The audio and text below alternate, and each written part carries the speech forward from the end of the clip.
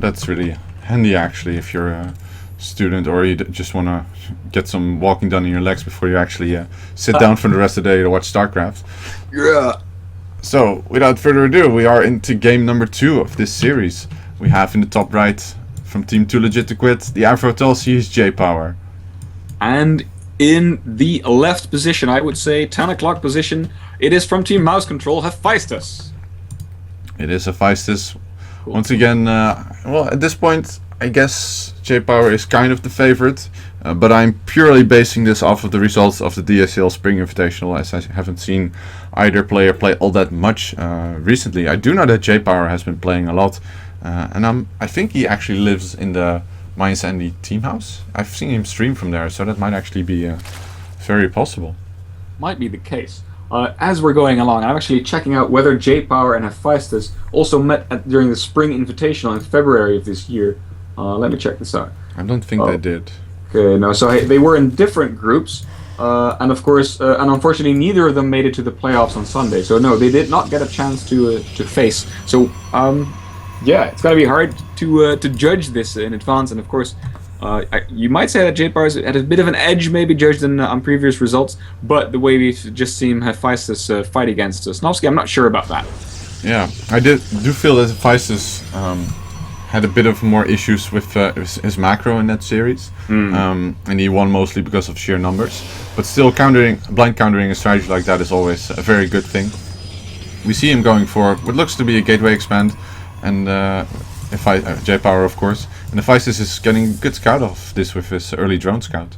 Yeah, just like last time when he played, he knows everything. But of course, J-Power will not be too phased by this because I don't think there's too much else that a Protoss could be doing at this stage. So losing this information, or not losing it of course, but giving this information away is not that big of a problem. Of course, Hephaestus does know that there's no very early double gas going on or anything.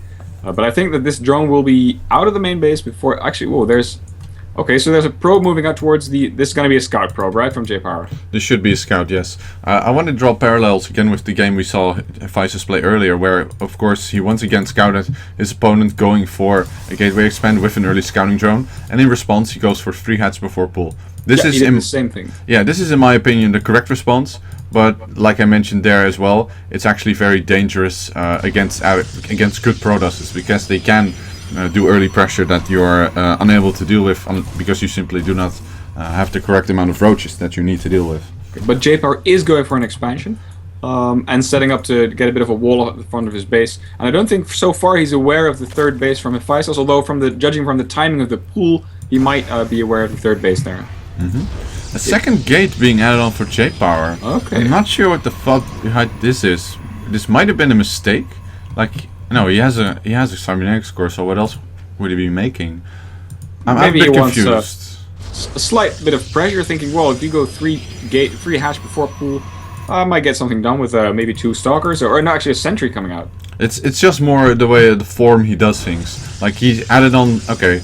So here's the thing, he's on 4 gates at this... 4 gates at this point. So this could very well be the 4-gate pressure off of 2 base, which does in some way punish 3 hatch before pull, but it's not very easy. At this point, J-Power is being somewhat aggressive with his Zealot and his Mothership Core, and this is usually just to annoy the Zerg and to cause him to overmake units.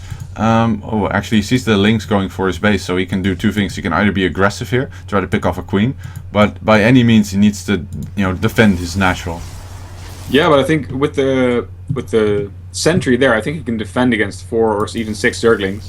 Oh, unless there's no gap there. Okay, there needs to be a force field though. Yeah, there we go. Yeah, gets a good force field off. Warp gate has finished, and we see the 2...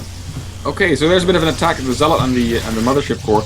And the pylon is now finished. Are we going to see warp-ins? Yes, aggressive warp-ins from J-Power while he's defending his ramp with just the 1 sentry. Yeah, so this is the danger of going 3 hatch before full. Oh, actually one of the queens gets caught out onto the map off creep, which is I wouldn't say disastrous, but it's certainly not something that Hephaestus wants to happen. No. This is basically where the tug of war will begin. Hephaestus needs a lot of links, but most of all he needs link speed, but that's far from anywhere close. There's no gas. Not started yet link speed, so this is going to be a tough defense for Hephaestus. Yeah, Look at the amount of zealots. He's adding on a lot of queens though, and that's pretty much his second best option. As you can see, the queens, they make quick work off the mothership core. But this critical mass of zealots, it's gonna be tough because they are just so cost efficient against unupgraded speed zerglings. Yep, 12 up and no zergling speed. Do you think Hephaestus is aware? Of course, he doesn't have any gas. He doesn't have any gas at all. No, that's what I said. There's no gas whatsoever, so no tech coming out of him. And J-Power at this point is just continuously warping in zealots at the front. And now he feels he has a critical mass of zealots. Of course, the mothership core's force field will actually cause a lot of problems here for the links. The zealots just getting such a cost-efficient fight here against all these slow links, just chopping them up one by one while they take so long to actually get on top of these zealots. And this was just a slaughter. Did any of the zealots die, basically? I'm not sure. I'm not sure if any of them did. And now he goes in for this round. Can he surround these queens? He does. Get a 6 round on all of these queens. More zealots run in, and now there's, well, how many are there? There's like 20 zealots. Have died so far. Oh, there goes the third one and the fourth one. But yeah, this game, like pure slowling. You need to scout. You need to see what your opponent is throwing at you when you do 3 hatch before pool. And I'm afraid J-Power just didn't. I mean, Hephaestus did not in time really see what was coming. And wow, now up for 2legit2quit. 2legit.